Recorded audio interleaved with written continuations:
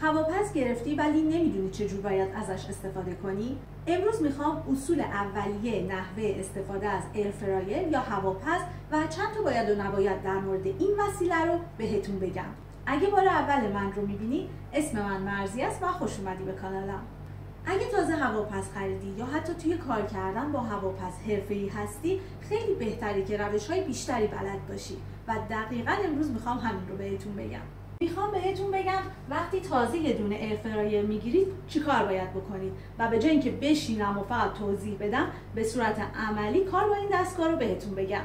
خیلی آروم و قدم به قدم انجام میدم که آخر ویدیو بری هواپز رو از جعبه در بیاری و استفاده کنی. آماده ای؟ بزن بریم. اصلا چه چیز مهمی در مورد هواپز وجود داره؟ ببینید، بذارید اول کار یه چیزی رو روشن کنیم.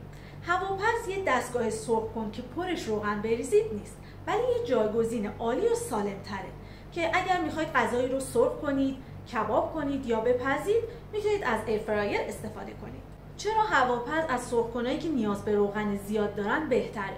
چون سالم‌تره، به‌صرفه‌تره، کثیف‌کاری کمتری داره و دیگه بوی روغن و غذای سرخ شده هم نمیگیرید. در واقع این یه فر کوچیکه که بیشتر حجمش رو این سبد تشکیل میده.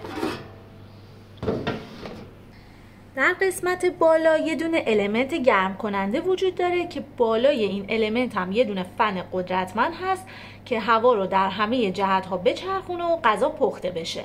اگه از هواپز استفاده کنید متوجه میشید که پخت غذا زمان خیلی کمتری میبره و البته کثیف‌کاری کمتری هم داره. یه نکته خیلی مهم دیگه که عاشق استفاده کردن از این دستگاه مخصوصا توی تابستون میشید اینه که فضای خونه رو گرم نمیکنه. انواع مختلفی از هواپز وجود داره ولی امروز من میخوام در مورد همین نمونه که دارم صحبت کنم. مدلایی که اینجوری سبد دارن.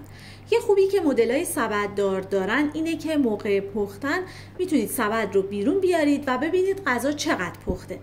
وقتی سبد رو بیرون بیاری تایمر متوقف میشه تا زمانی که دوباره سبد رو سر جاش بذارید.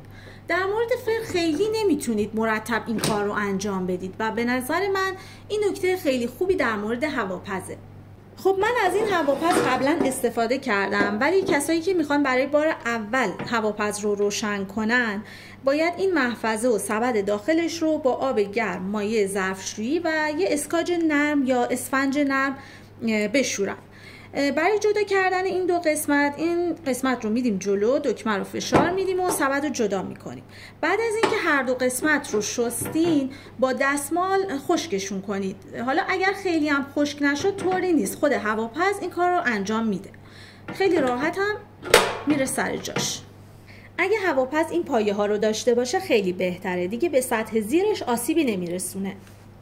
حالا باید هواپز رو خالی و بدون غذا روشن کنید، چون که اولا ببینید درست کار میکنه یا نه و دوم اینکه بوی نوعی که لوازم جدید معمولا اول میدن رو از بین ببرید. صدای این دستگاه معمولا از مایکروویو بلندتره ولی دیگه اندازه جارو برقی نیست، یه صدای خیلی کمی داره. خب دستگاه رو به برق وصل کردم، چند ثانیه دکمه خاموش روشن رو میگیرم که منو فعال بشه، بهش دمای 200 درجه میدم و زمان 5 دقیقه. اینم دکمه روشن کردن و اینجا جاییه که گرما ازش خارج میشه. دستگاه رو جایی بذارید که با دیوار فاصله داشته باشه، چون از قسمت پشت هوای داغ خارج میشه و ممکنه به دیوار آسیب برسونه. پس فاصله چند سانتی رو حتما داشته باشه که هوا جریان پیدا کنه. اینم قسمتیه که هوای داغ ازش خارج میشه.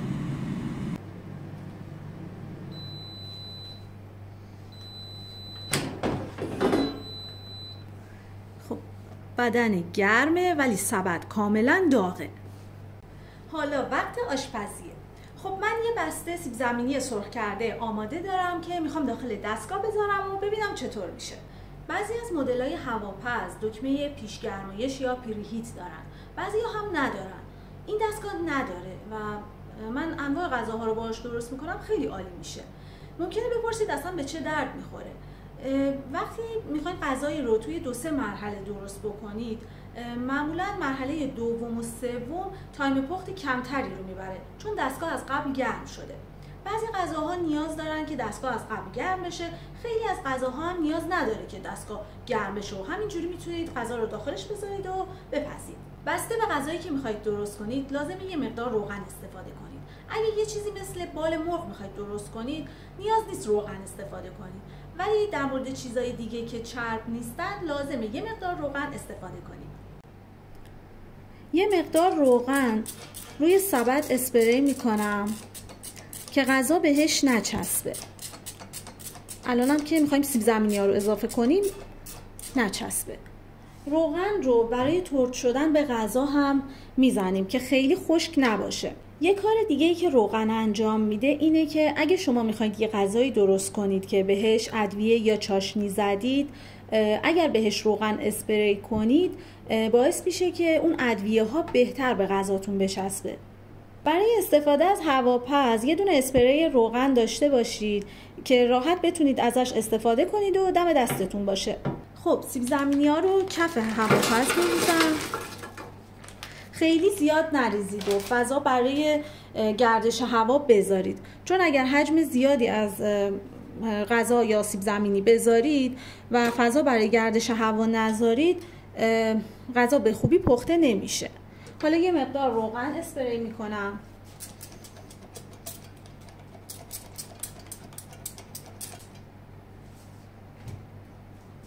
سبد رو میذارم سر جاش. معمولا خود هواپز دکمه آماده برای غذاهای مختلف داره، سیب زمینی، مرغ، ماهی، اما میتونید به صورت دستی هم تنظیم کنید که با چه دمایی در چه زمانی پخته بشه. مثلا من با دکمه دستی دمای 200 درجه رو میزنم به مدت 6 دقیقه. 6 دقیقه میذارم، بعد زیر و روش میکنم. برای من 6 دقیقه نصف زمان پخته. نیاز نیست کل زمان رو به دستگاه بدید، مخصوصا برای غذاهایی که نیاز به تکون دادن و زیر و رو کردن دارن، چون شما باید بیاید به غذا سر بزنید، سبد رو بیرون بیارید، اگر نیاز هست زیر و روش کنید، دوباره سبد رو داخل دستگاه بذارید و بهش زمان بدید. اگر کل زمان رو به دستگاه بدید ممکنه فراموش کنید که غذا در حال پختنه، نصفش بسوزه و نصفه بالاییش خام بمونه. به محضی که سبد رو بیرون بیارید پخت متوقف میشه و وقتی دوباره سبد رو سر جاش بذارید به پخت ادامه میده.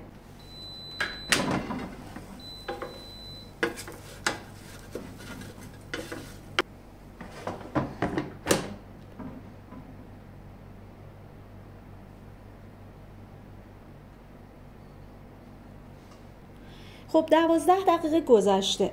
اینجا جاییه که شما تصمیم میگیرید که میخواید بیشتر پخته بشه یا نه. اگر آره دوباره سبد رو داخل دستگاه بذارید و بذارید 2-3 دقیقه دیگه بپزه. اگر نه همینجوری خالی کنید و استفاده کنید.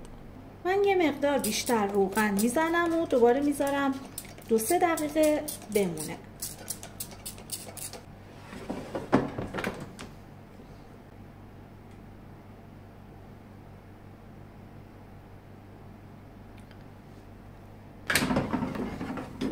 اینم از سیب زمینی سرخ کرده هامون که درست کردنش 15 دقیقه زمان برد و آشپزخونه هم اصلا گرم نشد. اگه سطح کارتون نسبت به حرارت مقاوم نیست یه چیزی زیر سبد هواپزتون قرار بدید. البته که ما فقط به خاطر سیب زمینی سرخ کرده هواپز نخریدیم، چون خیلی چیزای مختلفی میشه باهاش درست کرد. یه چیز خیلی خوب در مورد هواپز اینه که شما هر چقدر سیب زمینی باهاش سرخ کردید رو میتونید داخل سبد برگردونید و بهش زمان بدید که گرم بشه.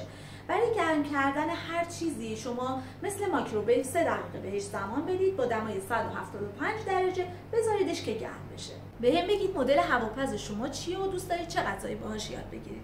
اگر این ویدیو رو دوست داشتید لایک کنید و منتظر غذاهای بعدی با هواپز باشید. حالا برم یکم سیب زمینی بخورم.